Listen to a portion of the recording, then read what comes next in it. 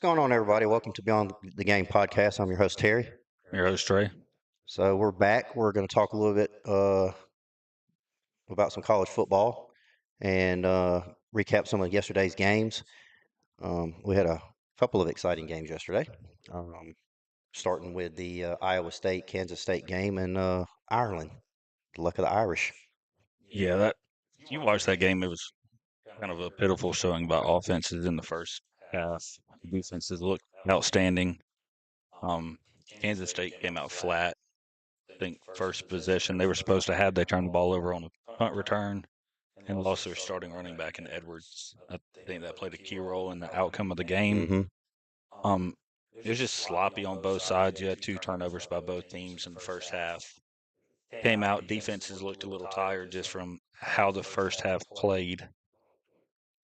Just I don't really know what they expect out of these Ireland games. It kind of seems like the same tune every year where both teams just come out flat. I think a lot of it has to do with travel. I mean, they're traveling from the Midwest of the United States, and then they're traveling all the way to Ireland. That's a heck of a time difference to have to change. They're and then you're dealing with all the a lot of these kids have never been out of the states before. I heard yesterday that they had to get like 50 something passports for one of the team just for these Yeah, I kids to saw that. travel. So, but going over some stats. Iowa State's quarterback Beck was 14 for 28, 183 yards with two touchdowns. Avery Johnson for Kansas State, which is supposed to be a Heisman hopeful for Kansas State this year, 21 for 30, 273 yards and two touchdowns. Rushing stats. It took Hanson a little bit for Iowa State to get going, but when he got going, he got going. Boy, Kansas Yeah, State's defense just could not stop him in the second they had half. some huge third down, fourth down conversions They there did. to finish out the game. Mm-hmm. Yeah, Hanson was 16 carries for 71 yards, and then Jackson for Kansas State, who had to fill in for the injured starting running back, 12 carries for 51 yards. I mean, there were some big plays on both sides, but the turnovers, the weather, probably the jet lag, and then just a lack of execution on Kansas State's part was really hurt them. Just watching that game, Kansas State had 3 or 4 opportunities there, even in the second half, to win that game. They did, yeah. Um, Realistically, at halftime, the score should have been 21-7. They should have had no problem beating the Iowa State team. But kind of what we've talked about on the show is if you just allow a team to stay in the game, Yeah. you're more likely to lose that game. Yeah, and I had picked Kansas State to win this game, just based off of the history there. But Iowa State pulled out a big win for them. That not only was it the first game of the season, but it was also a conference game for both of those teams being in the Big 12, and that could come back to bite Kansas State later on, depending on how the rest of their schedule unfolds for them. Yeah, with losing that game that way, I kind of see Kansas State being in a letdown spot the next 2 or 3 weeks. They talked about it on the broadcast yesterday, the travel. Mm-hmm. And it feels like each team kind of takes about a month to recover from going to that game. Right. Right. Great for the sport, just not great for the teams. Yeah. Next game to kind of recap, Dan Mullen in kind of a letdown spot with UNLV, to Idaho State. If you watch that game, UNLV nearly lost it. It's kind of hard to watch that game as it wasn't on any big broadcast. The UNLV was picked to win by 30 in that game, and they ended up pulling out a 7-point victory in the fourth quarter. I saw that. Idaho State's quarterback took 30 for 50, 380 yards, one touchdown, three interceptions, and Virginia transferred to UNLV. Calandria, 15 for 21, 195 yards and one touchdown. Both their running backs on the ground did pretty good. Brooks for Idaho State, 18 carries, 132 yards, two touchdowns, and Thomas for UNLV, 10 carries, 147 yards, and three touchdowns. Not a typical Dan Mullen opener. I was expecting bigger scores there. I was not expecting them to struggle as much as they did with Idaho State. They did have a wide receiver that broke 130 yards on 6 receptions. Yeah, which is pretty unheard of yeah, in college football. And Dan Mullen's going to put points up. He's going to put yards up. There's going to be offensive production, but defensively, UNLV's got some issues if that's what an FCS school can do against them when they get into their conference in the Mountain West and they're playing some of these other Power Five or Group of Five schools. And offensive issues. Yeah. You're not throwing the ball 6 times to a wide receiver and getting 130 yards. No, once you get into conference play. no, I agree. Next up is that Kansas Fresno State game. A lot of scoring in the first half, and both teams Kansas came away with a touchdown in the second half, and that was the only scoring for the rest of that game. Yeah, Jalen Daniels is 18 for 20, 176 yards and three touchdowns. I think a lot of people are expecting a little bit more production out of him this year for Kansas. EJ Warner for Fresno State, 18 for 29, 179 yards, two interceptions. Both of them did not really have much of a rushing game going. Donaldson for Fresno State, 11 carries, only 34 yards. And then Shaw Jr., 13 carries, 69 yards. Even the receivers were under 100 yards. I will say their secondary for Kansas this year is a liability. Just from watching yesterday, um, they were giving up deep shots down the field. Fresno actually came out and scored in about 3 minutes in that hmm first quarter. I think Kansas just had the depth to be able to support that game. I think when they get in conference play, they are in trouble. Yeah, and they opened at home in that newly renovated $450 million stadium with that 31-7 win over Fresno State. So, but I agree with you. If they don't get something going, they're going to be struggling in the Big 12 as well uh, with their uh, with their conference play. Um, Which naturally, the Big 12 is kind of one of those leagues where you don't just have to have a defense to win games. you just have to score more points than everybody We've else, seen it right? with Colorado last year. Um, that may be different this year, but based on what I saw off Kansas, is they're focused solely on offensive firepower. Yeah, yeah, and unfortunately, conferences like well, when the Pac-12 was still running with 12 teams, and when the Big 12 had Oklahoma and Texas over there, it was always who could score the most points, and never really who had the best defense, which it always came back to bite them toward the end of the year when they got into a playoff push or a bowl game, because then they would play against a team who had a good defense or could shut down their one receiver or their one running back or their one combination of a quarterback receiver, and they just struggled to move the ball. So Was Daniels looked hurt leaving at halftime of that game. I don't know if that had a play with why they only scored seven in the second half. right, I know he got hit pretty good there in late second quarter. About 7 minutes left. He appeared to be hurt leaving, just a knee injury. We'll kind of see how that develops throughout the season as well. yeah, because how he goes is how Kansas season is probably going to Yes. go, because I'm not sure what their depth is like at quarterback. But And I yeah, know I heard yesterday that all of his wide receivers are new this year. They did not return any starting wide receivers for this year. right. So they appeared to be on the same page pretty good yesterday. They said in the broadcast that he flew them all out to LA in July, and they had a week-long training camp, just them out there in LA. You hit the nail on the head here with this Western Kentucky Sam Houston I game did. yesterday. Yeah, Said Western Kentucky would win by 17, and that they did. yeah, I did. Yeah, Western Kentucky, Sam Houston, Western Kentucky's quarterback, McLavore, I believe I'm saying that right, 33 for 51 for 401 yards and three touchdowns. Watson for Sam Houston, 19 for 30, 209 yards, one interception. Both of them on the ground. Sam Houston had Watson, he had 14 carries, 91 yards, one touchdown. Western Kentucky, you know, 52 yards on the ground with Parrish. Uh, they did have Henry, seven receptions, 148 yards, and one touchdowns for Western Kentucky, and Green with Sam Houston only had seven receptions, 61 yards.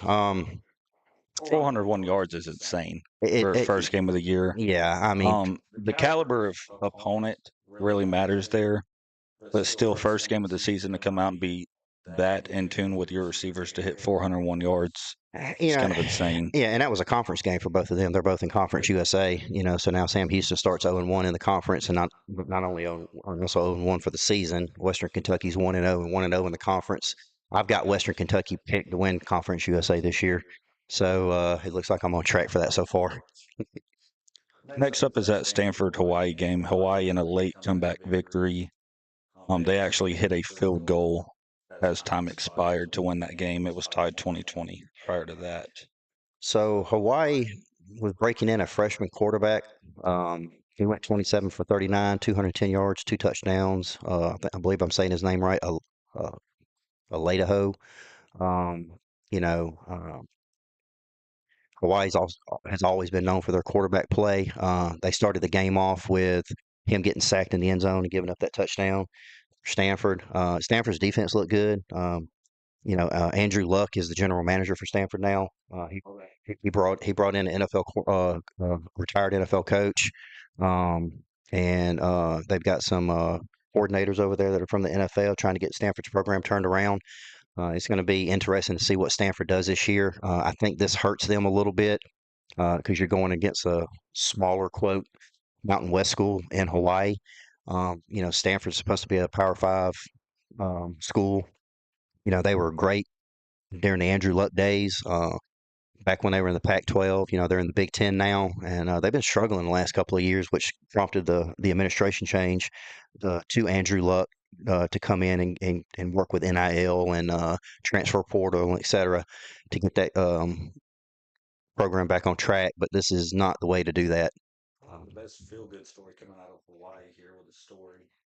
The Hawaii kicker, Matsu Awa, decided he wanted to play football after taking his first trip to an NFL game on the West Coast. He went home, practiced, and sent video to over 50 colleges and was offered by a community college to come kick for him, and then was offered in 2023 by Hawaii. I think that's his first game winner field goal. Mm-hmm. So real good feel good story out of that. Good for him. So putting in the work to get that done. So that was a recap of yesterday's games. We're going to move into a little bit next week, which we talked about some of these games early in one of our earlier podcasts, but we're going to go back and revisit some of this stuff. And some of these games are coming up over the next week for week one. Thursday at 5:30 p.m. on ESPN, Boise State and South Florida. Boise State's going to be moving over to the Pac-12 next year. This is their last year in the Mountain West. Great football team last year with Genty as our running back, who ran for over 2,000 yards. Probably, in some people's eyes, should have won the Heisman over Travis Hunter based off of his production. He's gone. I So that. think you might see a little bit of a drop off in their run game. Mm-hmm. I think their passing game's still going to be there. South Florida is known to have a great defense. Yes. They went toe to toe with Alabama the last 2 years. Kind of been a come up university in their own conference. I think that's going to be a tough game.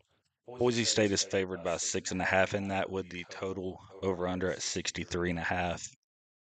I think it stays close. I do think Boise State has the ability to win that at least by a touchdown.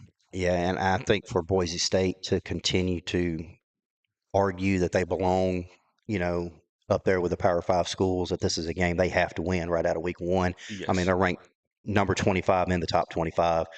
And if you lose to South Florida, that's going to be detrimental to your entire season, I think. Even if you have a tough game Yeah, there, even if you pull it out by a field goal, people are still going to say, "Yep, Boise State's back to being Boise State." right. So moving on, we got Rutgers playing Ohio. You know, Rutgers is one of those teams that's been in the rebuilding phases, I think, for the last couple of years. They've put some good teams out there. They just have not had the ability to win the big games that they've needed to win in order to get over that hump. And playing a team like Ohio,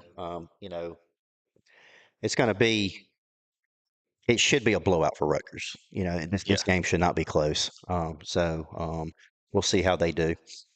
And you talk about winning the big one for Rutgers, but it's kind of how the SEC looks this year.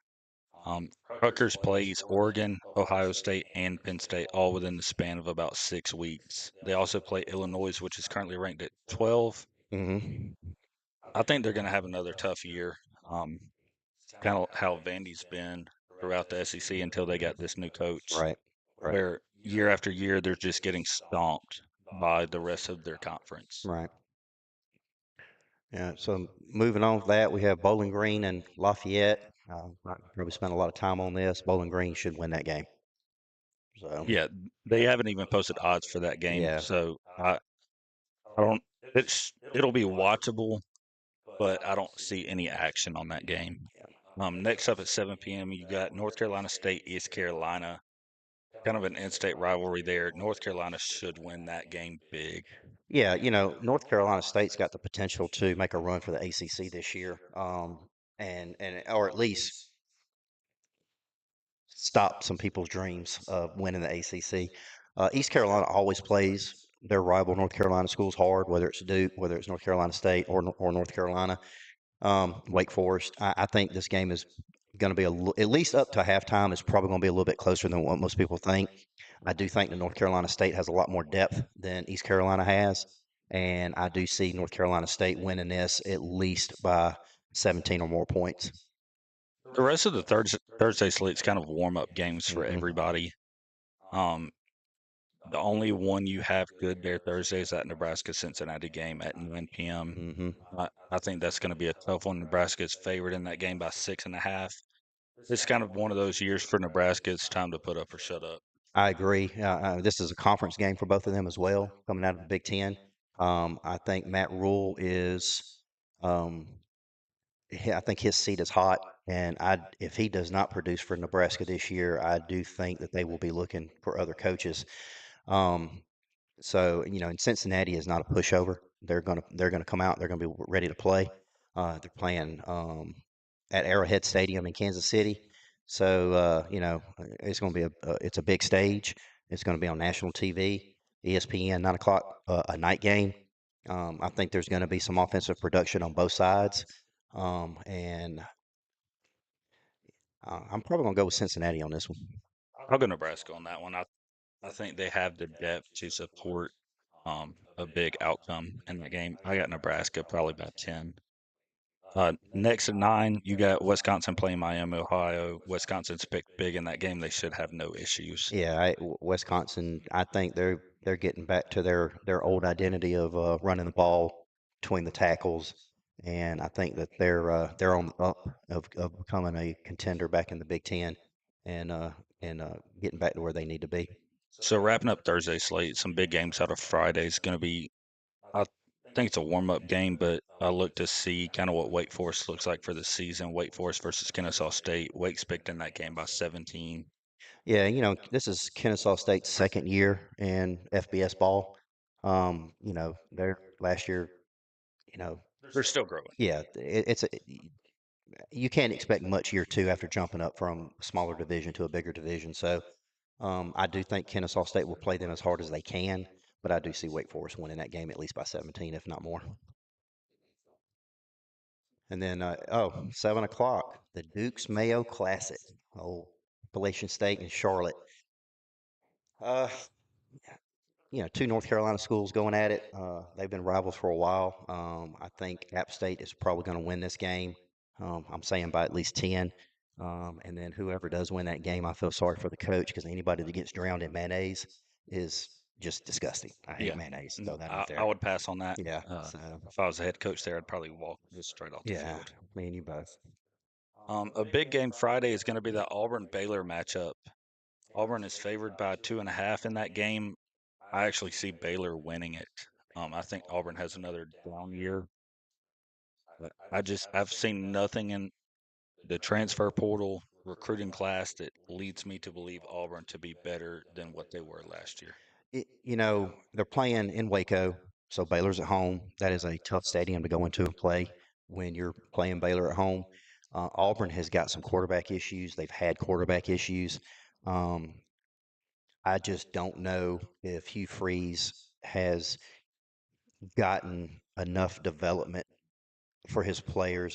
Auburn's defense is going to be stout through the first half, 100%. Auburn always puts out a good defense, but it's going to be the same story or the same script, if you will. If Auburn's offense cannot move the ball and give their defense an opportunity to rest, come halfway through the third quarter or the start of the fourth quarter, they're going to be tired, and then Baylor is going to light them up.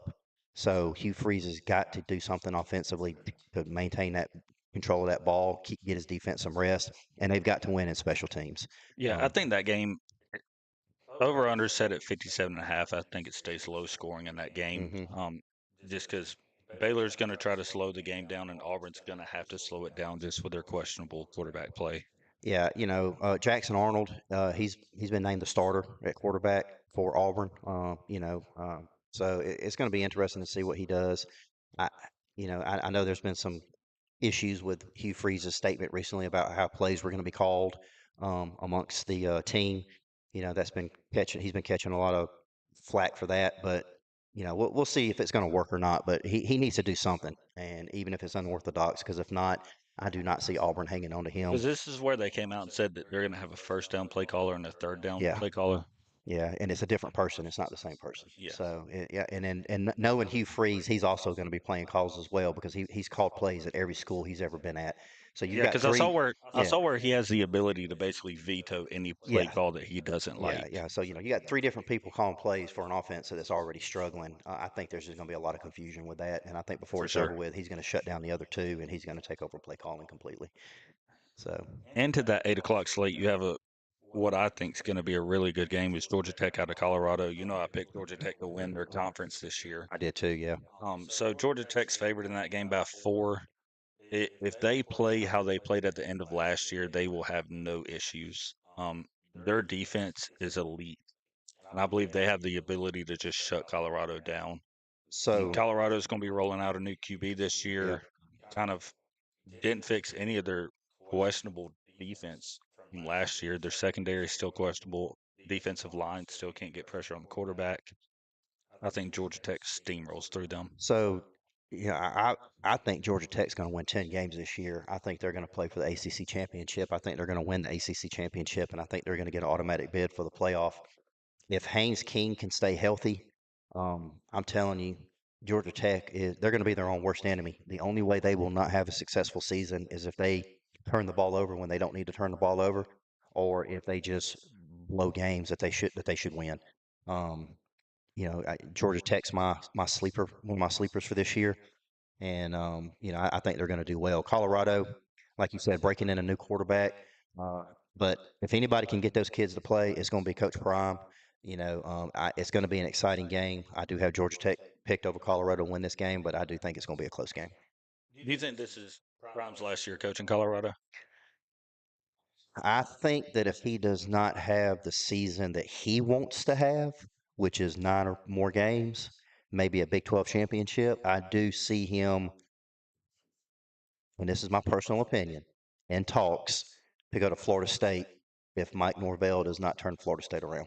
I could see that. So, yeah, and again, that's just my opinion. So we're going to take a short break just for the moment, and when we come back, we'll be discussing the Saturday slate, which starts with Texas Ohio State. That's going to be a big game to talk about. Yes, it is.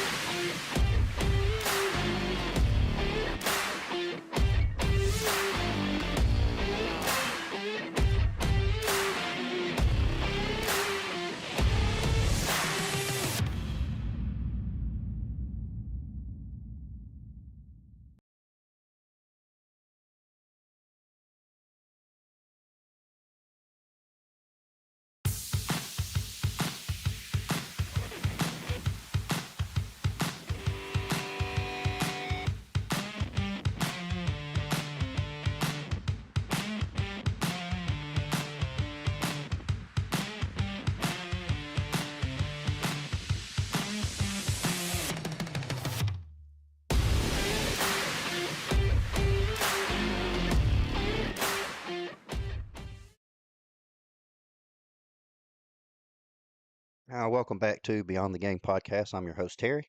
Your host, Trey. So, we're going to continue talking about Saturday's games coming up. And the biggest one, probably, of Saturday is going to be that Texas Ohio State game.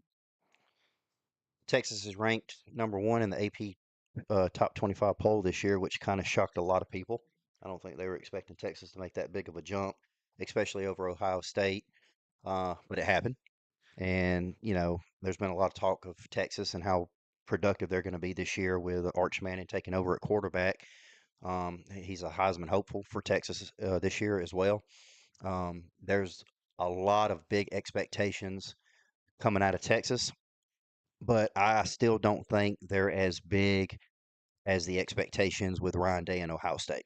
Yeah, so Ohio State's going to be starting a sophomore QB1 week one against Texas and Julian Sayin. I've seen some clips of him out of high school. He looks pretty good. Um, like you just kind of talked about, all of week one projections are basically analysts sitting down trying to think who's going to be good this year. Um, your week one, week two, week three is really your biggest showing of what the lineup's going to look like for the rest of the year. And you even have late season upsets. Hmm. Out of this Texas Ohio State game, Ohio State's picked by 1.5 with the over under 47.5. I think that's low for an over under. I think it's going to be a high scoring matchup between both Texas and Ohio State. Um, Texas had an awesome defense last year. I'm Yes, they not sure did. who all they replaced their key stars with.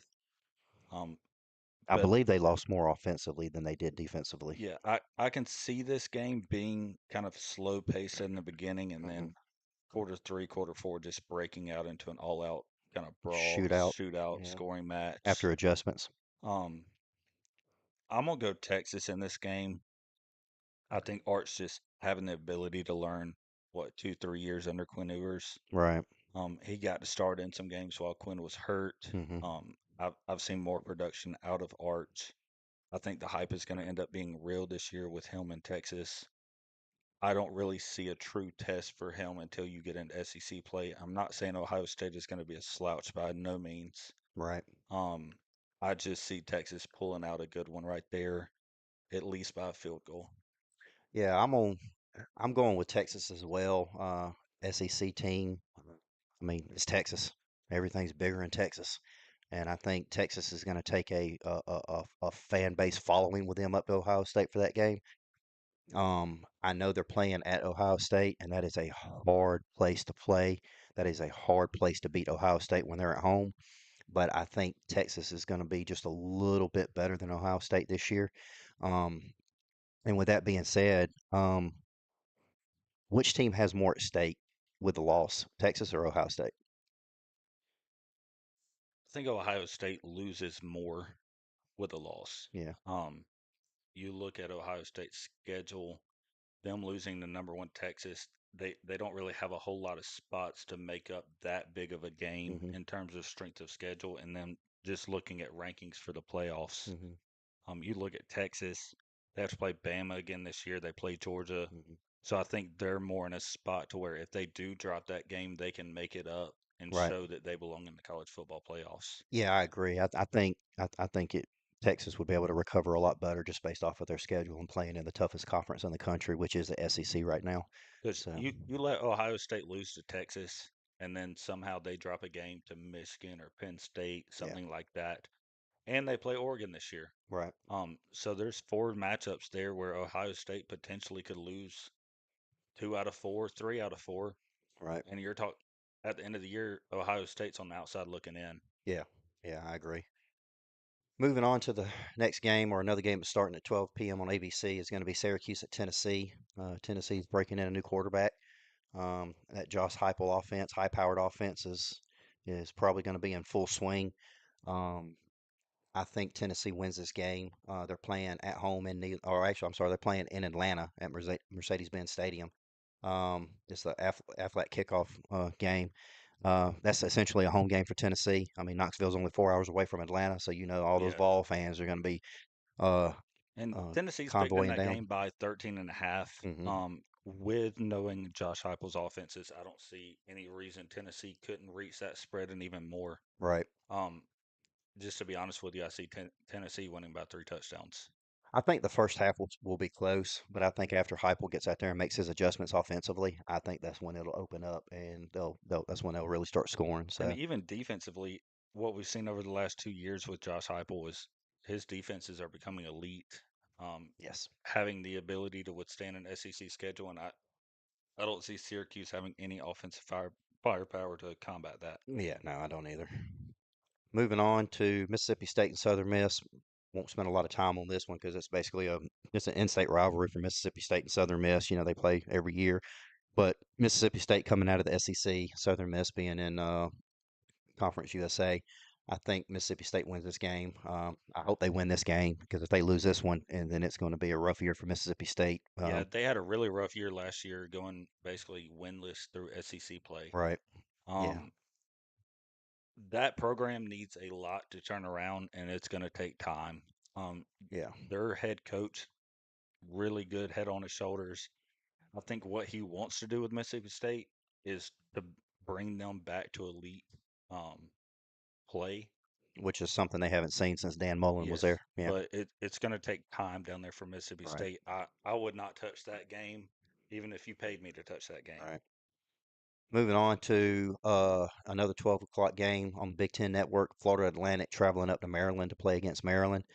You know, Maryland's been in the Big Ten. You know, they've had some good games over the last couple of years, but there's one of those programs that have not taken that next step to get over that hump to be competitive in the Big Ten to play for Big Ten championships. Yeah, just with playing FAU, Maryland has no issues in that game. Yeah, They at least covered the spread of 14 and a half. right.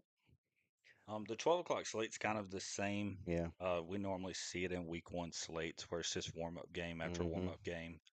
Um, kind of sucks that that Texas Ohio State game is a 12 o'clock game. I wish I could have seen that on prime time at 7 or 7:30. Yeah.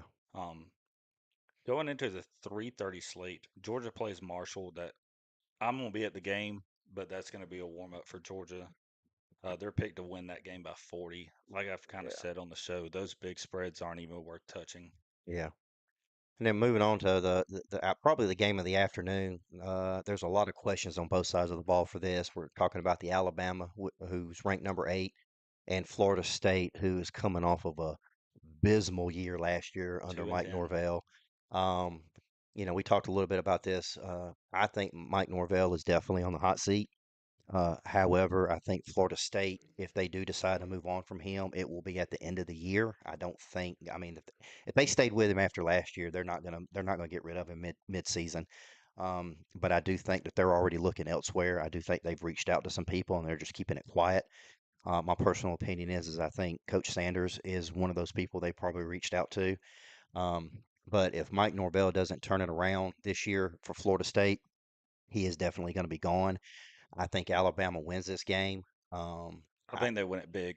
I, They're favored by 13 and a half. yeah, Um, honestly, I could see them pitching a shutout against Florida State. yeah, I've got Alabama at least by 21. But I think there's more issues at Florida State than just play on the field down there that we're probably not privy to. And I think Florida State is going to have another down year this year. I do think he has the potential to win 7 or 8 games and kind of at least save his reputation. But I don't think that they're going to contend for the ACC, and I don't think they're going to contend for the college football playoff. And I'm 70 to 75% sure that we will be seeing another coach at Florida State by the start of the 2026 season. I can see that as well. One game I would be willing to touch with a large spread is going to be Oregon, Montana State. Oregon is picked by 29 and a half. I don't see Montana State scoring in that game, and I think Oregon tries to get their QB play and everyone on the same page with a great offensive outing. I see them winning at least by 40. Oh, definitely. Oregon's going to sling the ball around. Dan Lanning knows what he's doing out there. What you got from Oregon last year is going to be much the same what you get from Oregon this year. They are going to be a contender in the Big Ten. They are going to be a contender for the college football playoff. Um, I think Dan Lanning has done phenomenal things with Oregon out there.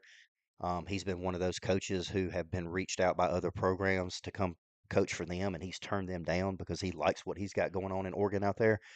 And He's got unlimited NIL. yeah, and and I think Oregon's going to be one of these names. They're going to be a household name for several years to come, as long as Dan Lanning's there. Absolutely.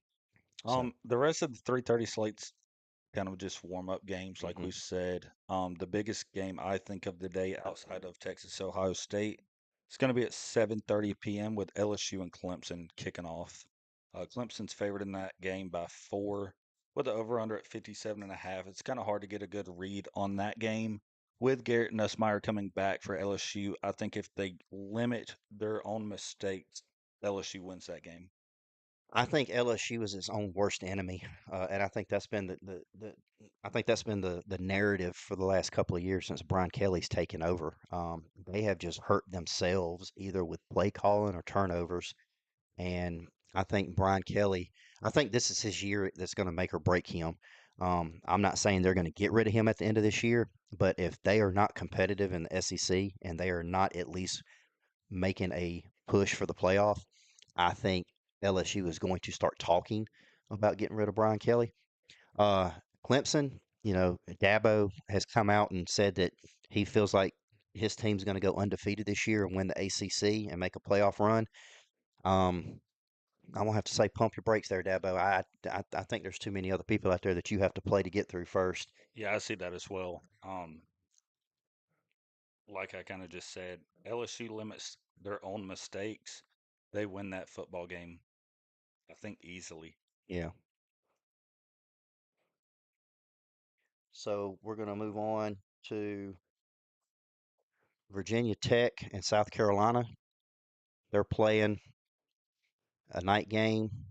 If I can get to it, there we go. Oh, I'm sorry, afternoon game at 3 o'clock On on Sunday. Sunday. That's a Sunday game.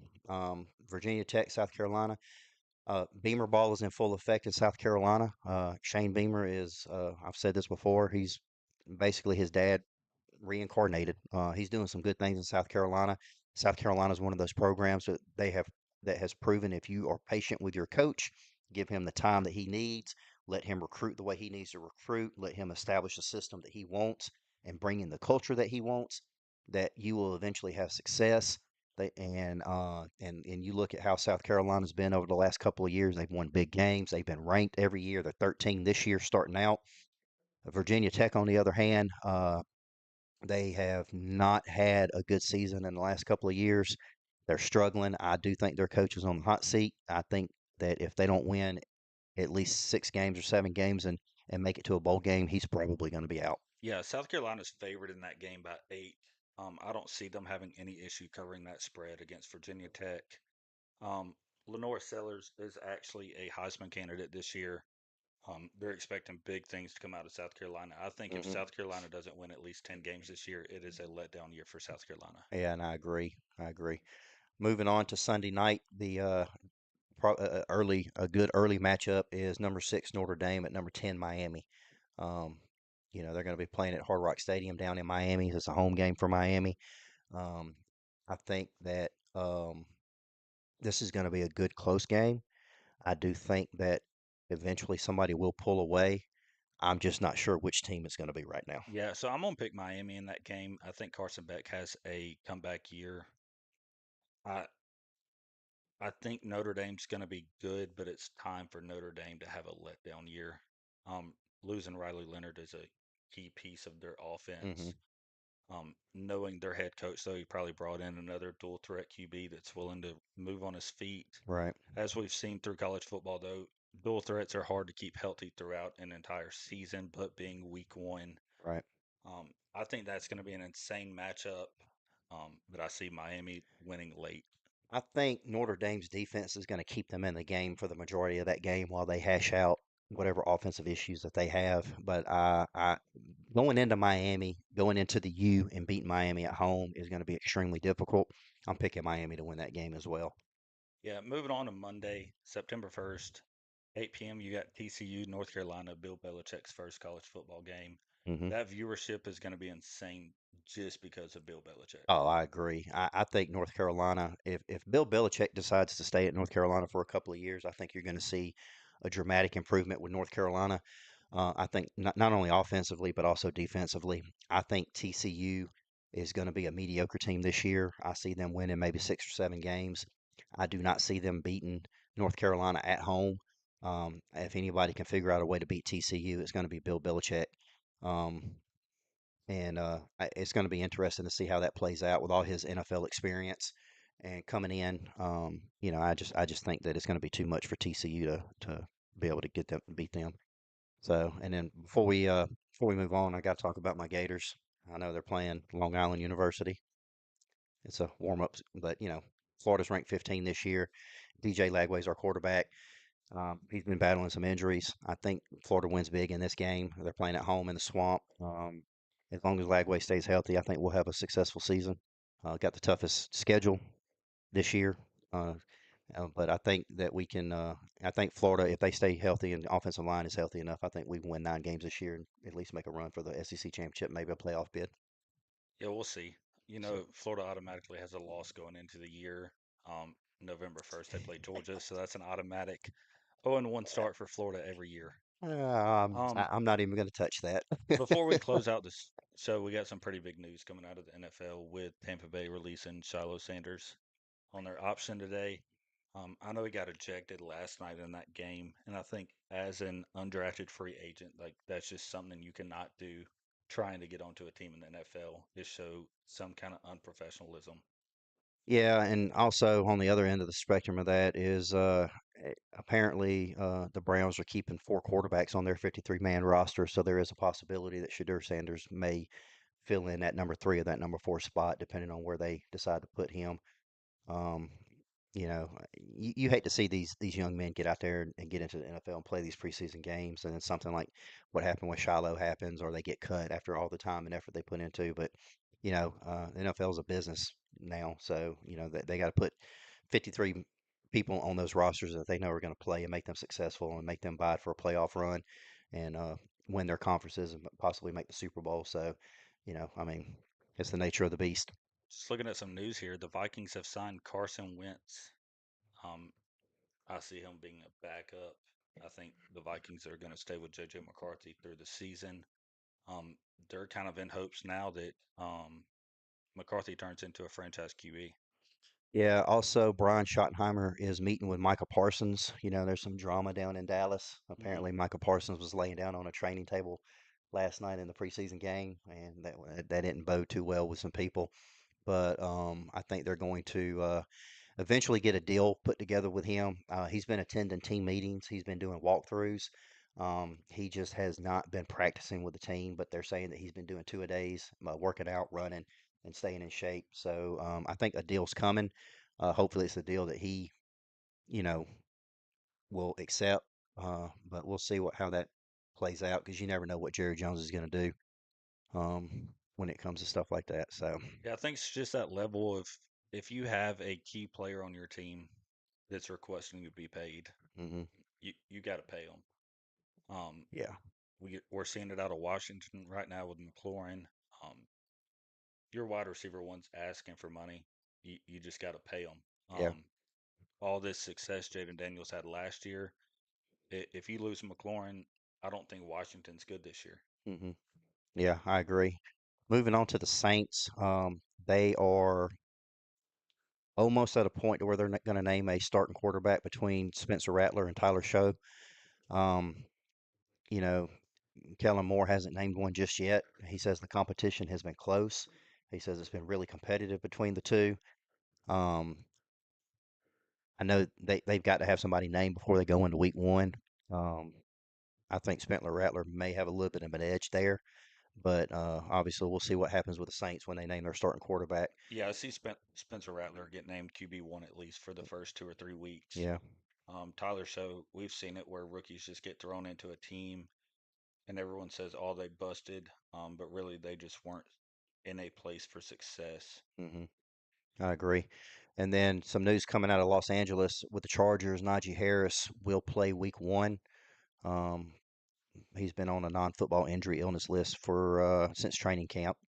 Um, from an incident that stemmed on July the 4th with a fireworks mishap. But it looks like he's going to be back and ready to play against Week 1 against Kansas City Chiefs. So that's going to help the Chargers out a little bit with that, with Najee being back there in the backfield. Yeah, some big news out of the Raiders. Their QB1 O'Connell broke his wrist. He will be out 6 to 8 weeks. Mm, Outside of that, though, I'm ready for Thursday to kick off, start a good college football year. Week 0 was pretty rough. Went 0-2 on, or 1-2 on picks. Western Kentucky was the only true team that stood out to me. Um, we kind of talked about it earlier in the show. Kansas State, rough outing with a lot of turnovers. yeah. Um, I I think that spreads over the next 2 to 3 weeks unless they can get those cleaned up this week at practice. Yeah, out of the 5 games on Saturday, I went 3-2. Obviously, Kansas State let me down. I had them picked over Iowa State, which we knew that was going to be a close game. And then I had Stanford over Hawaii, which ended up being a close game. But I'm excited for Thursday. I think that Boise State South Florida game is going to be a good game. And as we move into Friday and Saturday, I think we're going to see some real good games. And I'm really excited about the Texas and Ohio State game. I think that first early season matchup between two top five teams is really going to set the tone for not only both of those teams, but for how the season is probably going to play out. And Saturday morning is going to be Corso's last day on College Game Day. Kind Yep. of an end of an era. Yeah, his last headgear selection is going to be obviously it's going to be different from here on out. Coach Corso's been with me for my entire college football watching, pretty much.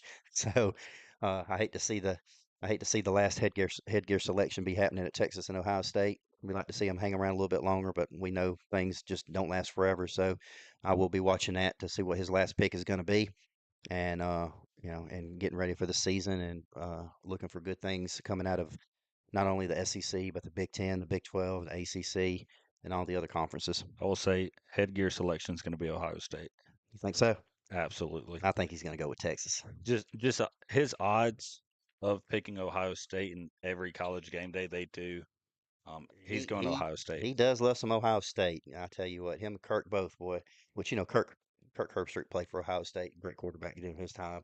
They pick Ohio State a lot, and for good reason. Ohio State's always been a great football team. They're going to be a good football team this year. We're going to be talking about Ohio State a lot. We're going to be talking about Texas a lot. We're going to be talking about Alabama a lot. We're going to be talking about Georgia a lot. So, you know, but I still think that Texas wins that game, and I think that Ohio State recovers. But I think Texas is going to win. But as always, thanks for hanging out with us on the Game Podcast. If this episode intrigued you in any way, make sure you go like us on Facebook and Instagram. Give us a follow on YouTube as well. You got anything else? No, that's it. Appreciate everybody's time. Thank you guys. We'll see y'all next time on Beyond the Game.